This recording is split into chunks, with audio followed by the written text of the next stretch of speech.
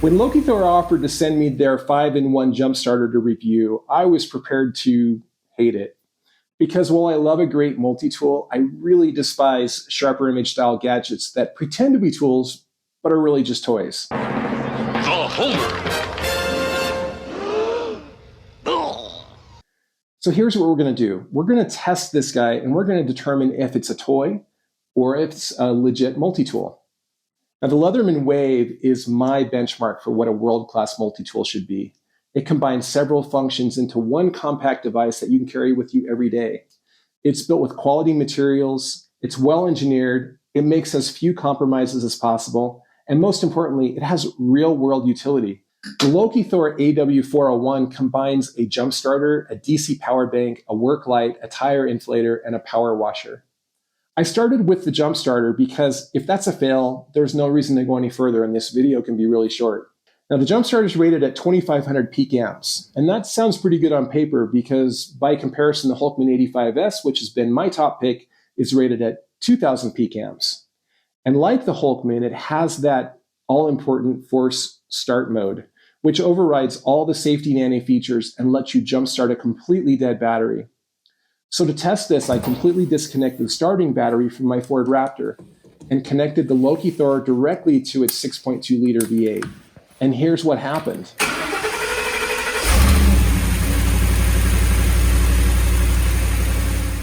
Next, I put the Lokithor in our freezer for 2 hours and turned it down to -8 degrees Fahrenheit. 2 hours later. Now, it doesn't have a battery heater like the HULKMAN does, but it is rated down to -4, so I thought I would test it and see. I reconnected it to the Raptor after 2 hours and turned the key.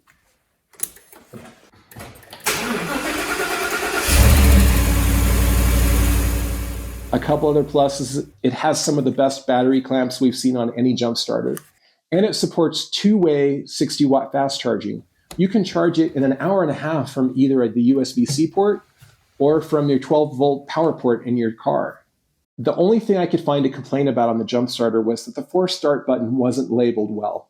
And I actually had to open the manual to figure out how to use it. But once I did read it, I realized to just press the bright yellow button and force start is engaged. Now the power bank includes a 60-watt USB-C port and an 18-watt USB-A port.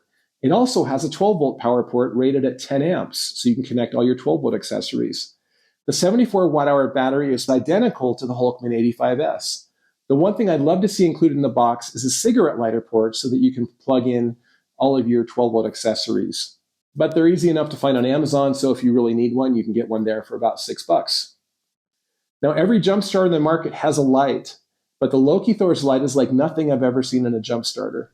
Instead of including a token flashlight, they built in a legit work light. The designers actually thought about what it's like to change a flat tire on the side of the road at night, or to jumpstart a dead battery in a dark, sketchy parking lot.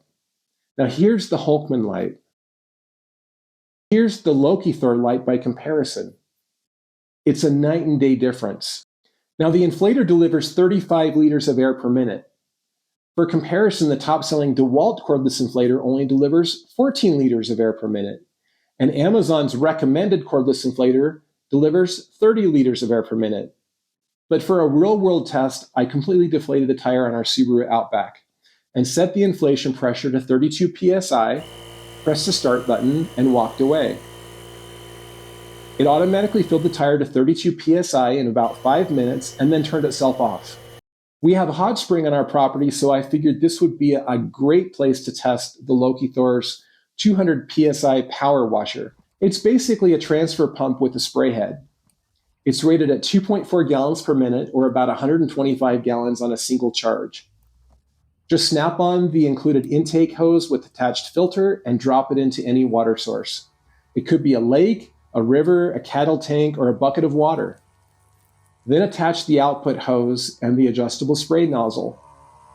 Now, just like on an RV, when you turn the pump on, it pressurizes the system, and then it goes into a standby mode. When the spray trigger is pumped turns on to maintain pressure.